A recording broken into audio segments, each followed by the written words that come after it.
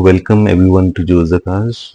Today, I want to talk about a very important topic. I didn't see much videos in YouTube for this, so I think it is important to talk about it. So, what if you want to rent a car? There are many circumstances where you cannot take your car for a long drive. Mostly people don't love to don't like to drive for long distances. So what to do? So suppose I live in Hyderabad. If you want to go to Goa or you want to go to Mumbai, Chennai or Kerala, so people would love to travel by plane. So it takes the shortest time. But once you reach there, traveling from airport to your home or to any other place, if you're there for 1 week and you want to, hang around, you want to see places. So hiring a taxi would be like very expensive. So what you can do is you can rent a car. So there are many rent a car companies. So you might have heard the big ones like Zoom Car or Rev or My Choice or think these companies are really big. They're very established. And I think outside India, Avis is very famous. Even it's in India as well, but not that famous as compared to Zoom Car and Rev. So I have rented a car many times. I have learned from a lot of mistakes. So let's bisect or like let's dissect the things. How you can safely rent a car.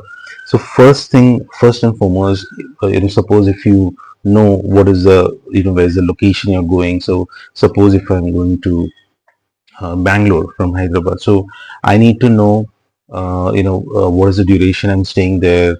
What is my flight, arrival, departure. So all those times you need to note it down.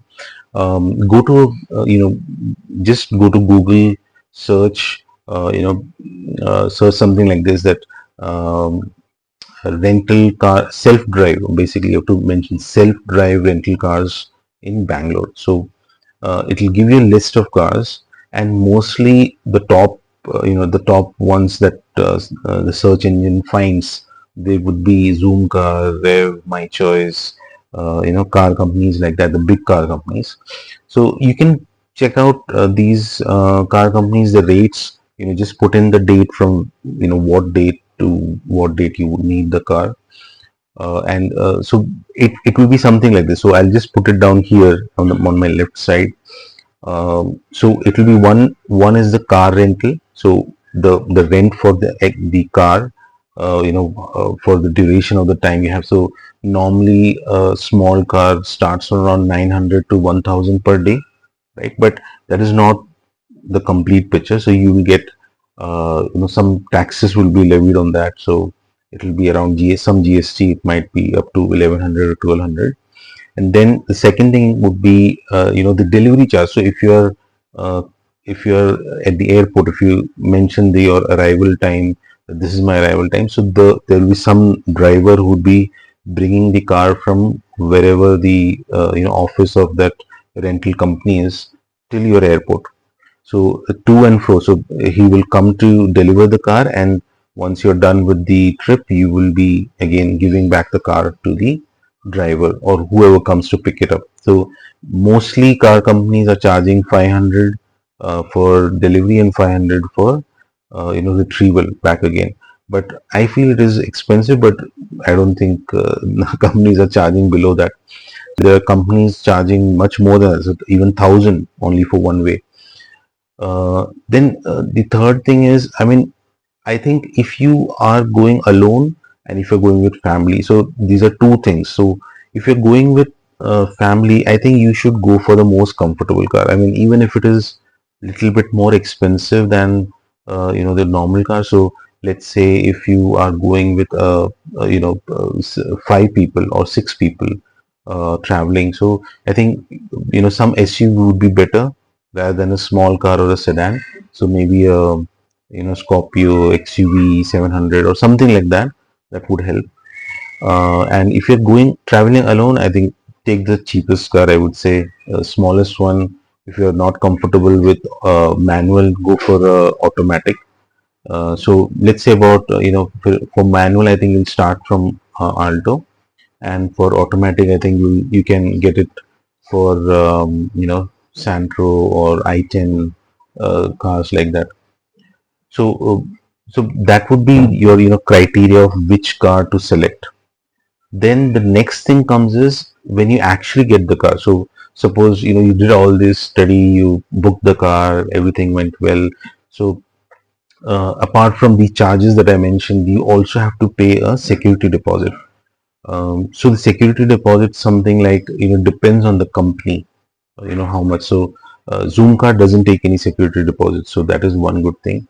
And other companies like Rev or my choice, they take around 3,000 to 5,000 depending on the scenario. If you are a consistent user, if you're a frequent user, sometimes Rev doesn't take any security deposit. So depending on the scenario.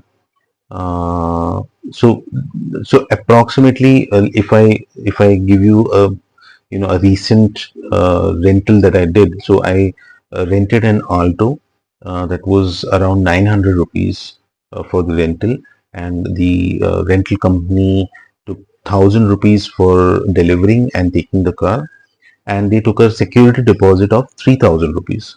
So a total of around 4,900, 5,000 we can say I had to pay. And after the if you put in fuel and stuff, so that depends on how much you drive.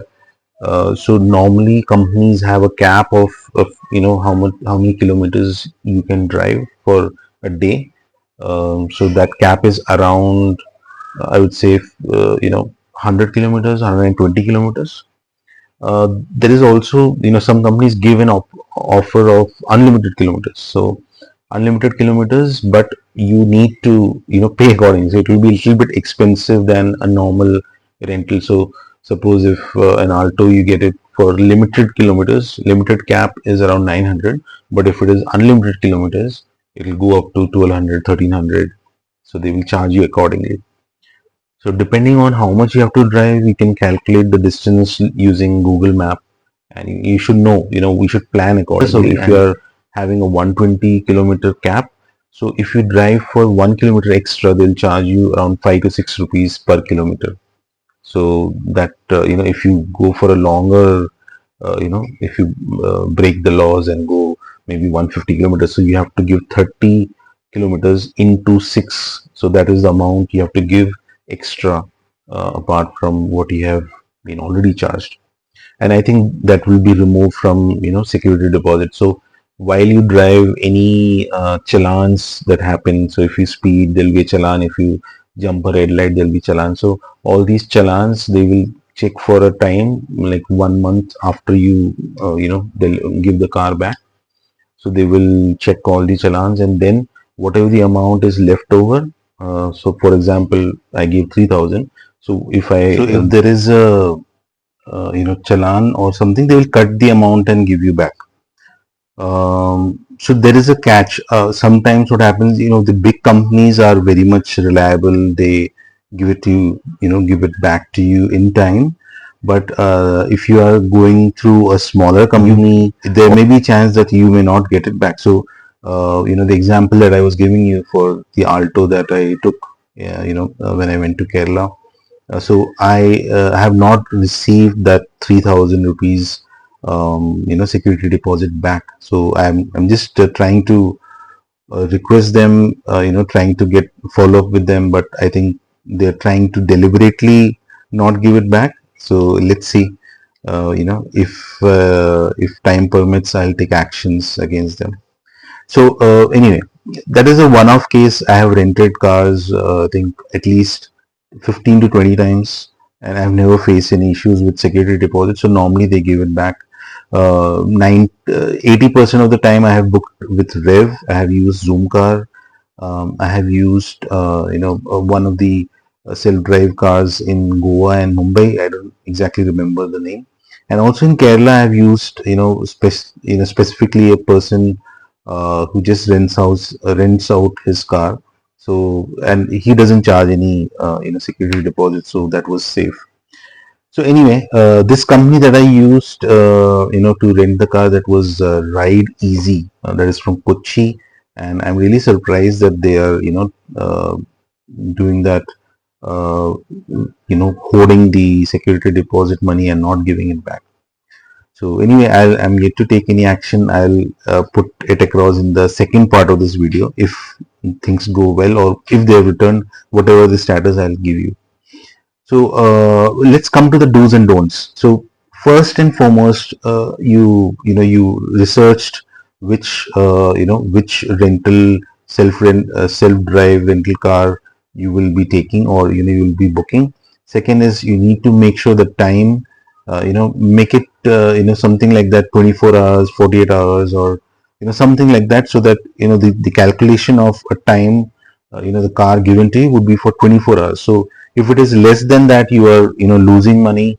If it is more than that, you will end up paying for the second day as well. Even if you're taking for 25 hours, you might have to pay extra for the next day. So there are some clause like that, so be careful. Third thing is, okay, you did all the bookings, you paid all the money, and when you actually get the delivery of the car, so that is the most important time. What you have to do is, when you get the car, when the driver reaches you, says, "Yellow sir, car. This is the car that you have wanted, you rented out." So before taking the key, before giving the money to the driver or whoever gives you, maybe sometimes the owner also comes and gives you the car. So make sure that you take a full video, or full walk around of the exterior and the interior. At least take pics.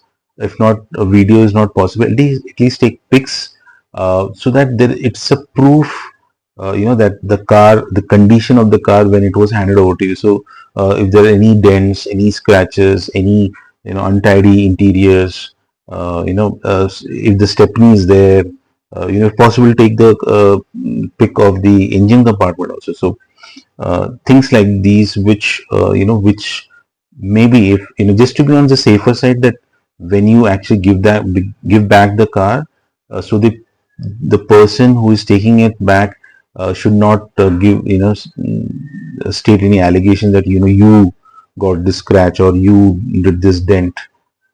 The day that you gave the car, this was, you can see the photos and videos, this was already there. So that is one very important thing. Anytime you rent a car, take videos, pics of the car before you even pay anything to the person.